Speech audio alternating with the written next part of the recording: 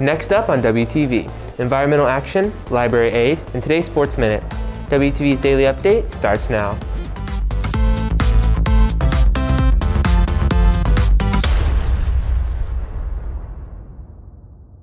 Hey there, Red Hawk Nation. Today is Tuesday, January 26th, and I'm Cooper Ragle with today's daily update brought to you by Wingspan TV. For the next week, we are taking the update on the road and different locations around the school to prepare ourselves for our installment of 14 Days of Love. First up, climate change and global warming are some of the topics being talked about on campus as one student started a club to help the school be more active with the environment. WTV's Karina Grahoskaya has the details. SEA, or Students for Environmental Action, is a club where students who want to help the environment can come together to integrate environmentally friendly practices. One project the club is working on is collecting and recycling expo markers. Basically taking tissue boxes and then creating recycling containers with little magnets on the back, so we can just give them out to teachers in all the classrooms, so that they when they have expo markers that dry out, they can just drop them in the boxes. And I think a few times a year, it might be once a semester, sometime towards the end of the year, where we collect all the expo markers from the teachers' rooms and send them to Crayola, where they're actually going to recycle the expo markers and repurpose them.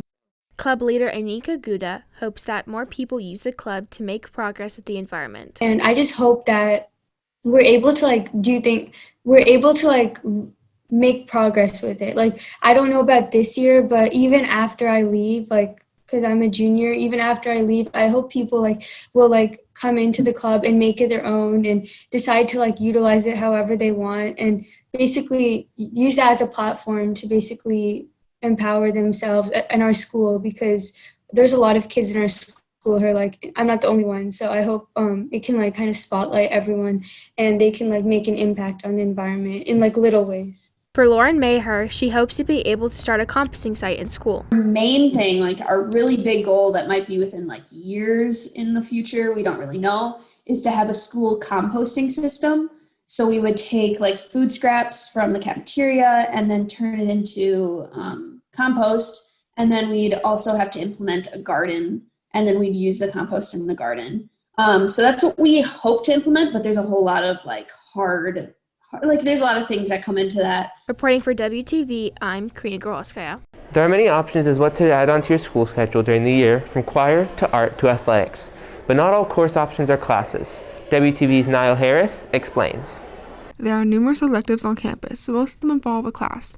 However, on-course selection is more about being an assistant to a staff member, else Chelsea Hamilton is looking for student aides for next year. It's really helped me behind the scenes keep the library running. They think of new programs to do, they help decorate, they compile book lists. They really do a lot behind the scenes that makes the library what it is. Only juniors and seniors are eligible to be an aide, but to find out more information on becoming a student aide, you can go to the library or go to bit.ly/libraryaide 2020. Reporting for WTV, I'm Niall Harris. It's the shortest sports season on the calendar, but the powerlifting team isn't letting COVID-19 slow them down. WTV's Race Leonard has more on today's Sports Minute.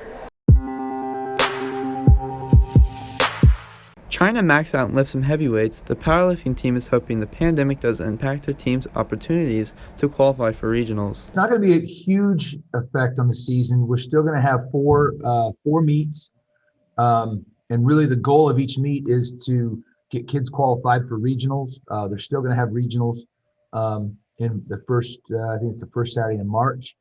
So the kids will have four opportunities to qualify for regionals, and then we'll have four opportunities to win awards here within Frisco, because we will take our combined results and we'll combine them with all the other Frisco schools and end up with a district champion like we always do. Powerlifting can't control COVID, but the team's hopes is to be prepared for whatever comes its way. I mean, obviously, if lifters get quarantined, they won't be available. So we've got, luckily, we've got a lot of lifters that can step in and take over if somebody either gets COVID or gets quarantined for COVID. That'll be the big thing. It's and we've been dealing with that all season or all school years, not knowing who's going to get it when, and so. So yeah, we just got to be prepared for every eventuality and keep a positive mindset. Reporting for WTV, I'm Race Leonard. If you're looking for more from Wingspan, you can follow us at Liberty Wingspan on Twitter, Instagram, and Facebook, or visit our award-winning website, libertywingspan.com. And now for today's announcements. FCCLA is collecting peanut butter and jelly donations for Frisco Love Packs lasting until tomorrow. Donations of peanut butter, jelly, and other allergy-friendly alternatives can be left in E104, E105, or the box in the rotunda. Want to be on Wingspan's 14 Days of Love? Scan the QR code below. The last chance to reserve your yearbook is this Friday. Please go to jostens.com or scan the QR code. That's it for today's Daily Update. This is Cooper Ragle for Wingspan TV.